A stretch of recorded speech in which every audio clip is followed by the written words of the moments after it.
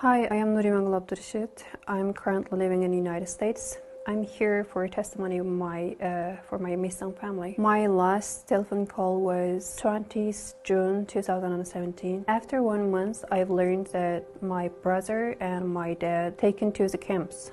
They went to study. After I learned that nobody at home, that means my mom also taken to that camps. Here's my dad, Abdurshid Doktin, 54. And here's my mom, Tajigul Qadir, over 50. And here's my older brother, Ahmedjan Abdurshid. And here's the handsome guy, my younger brother, Muhammad Ali Abdurshid. China said they need a job, but my brother have 2 auto gallery and 1 auto spare parts shop. They don't need a job. And my mom, my dad, all they need is spending their time with their children and with their grandkids. And also the China put the old people like professors, doctors,